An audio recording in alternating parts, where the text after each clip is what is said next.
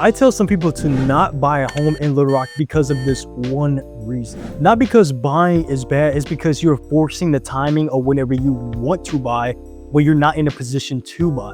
And I know we're going into 2026 and the spring market is coming up. So a lot of people are going to be shopping in the market. But if you don't know these specific reasons of why you should not be buying a home in Little Rock in general, it's something that you need to watch out for. So in this video, I'm going to be walking through you every unnecessary risk that you need to be aware of before you go buy that home in Little Rock. So before we jump into it, be sure to like, subscribe, and share the video if you want more valuable content like this. And if you're a home buyer or first-time home buyer wanting to look for an agent that's going to give you the confidence and the guidance to go out there and make a smart decision, be sure to click that link in the description below, book a free strategy call, and let's give you the confidence to do it. But without further ado, let's jump right into the video. Number one, payment feels tight. Now, a lot of people are going to get pre-approved. They're going to get approved for a certain amount, thinking that that's all they're going to pay, the mortgage. But on top of that, add utilities, add all these other fees. If you're in the HOA community, now you're thinking that, okay, this is too tight of a payment. I can't afford this. Now, some buyers, believe it or not, I've read articles, I've seen stories, I've heard people tell me that they will buy a house and within 6 months later, 3 to 6 months later, they can't even afford it anymore. Because some people don't get their finances right, or they don't have enough saved up, or they will tell their lender they have enough saved and they are pre-approved and then they go buy some more stupid stuff.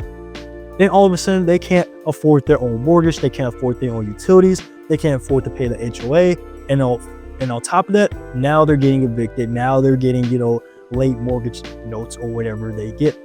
And that's the position you do not want to be in. Now, number two, major things can happen, like major life changes can happen. Like, for example, you can get in a car accident, your car can break down, or something that happens that's going to cost you a lot of money. So if you're in a situation with your job, or you don't feel like you're very secure with the job, or you don't feel like you have a secure plan to, have a better financial benefit in the future, it may not be a good decision for you to buy right now.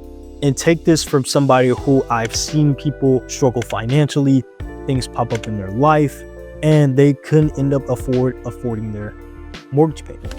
Scenario three, or number three, is people who don't necessarily know where they want to live. For example, you are a first-time homebuyer, and if you're like below 25 or below 30, you'll get excited buying your first house, and you're saying you want to live downtown. Next thing you want to live in Bryant, then you want to live in Benton, and all these other places that you don't even know you want to live.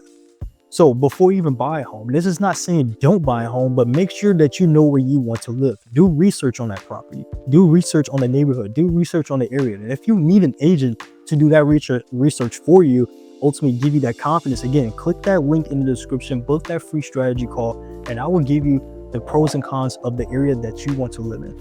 Scenario number four is that you're buying with fear. Now, this is going for like investors or for people who are wanting to buy a home, for example, who are in rental properties and their lease agreement is about to end and they're thinking it's time for them to buy a home. It may be great for them to buy a home, but in some scenarios, people don't have the credit, people don't have the income. And so now they're struggling to buy the next place instead of, it may be safe for them to rent the next place. Or for some reason, people have a feeling of missing out on market opportunities, missing out on great deals, which a lot of people do have that in the future and they're regretting that in the past. But sometimes having that fear driven can be the worst financial decision you'll ever make. And last, number five, this is the worst one of all. You don't have a clear exit plan. A lot of people will buy homes and stay in them for like about a year or about 2 years, thinking that they would get their money back, thinking that they have enough equity in a home, which on average, when you start building equity in your home, is about 2 to 3 years. So if you don't have a great exit plan, if you don't have a plan where you plan on standing in that house for the next 4 or 5 years, where you have enough time to build enough equity, then it may not be the right decision to even buy a home as of right now. It may be in the best decision for you to keep renting if you don't plan on staying in the place that you're in right now. For example, if you plan on leaving the state in the next 2 to 3 years, you probably don't want to buy a home. And that wraps this video up, guys. That is the top 5 things that you need to watch out for, that you should not be buying a home if you are in these scenarios. Again, guys, be sure to like, subscribe, and share the video if you want more valuable content just like this. If you're a first-time home buyer and you don't want to be in these positions, and if you know you're not in these positions, but you're ready to go buy a home, wish the spring is coming, be sure to click that discovery call link in the description below and book your free strategy call. Without further ado, guys, I hope you enjoyed this video.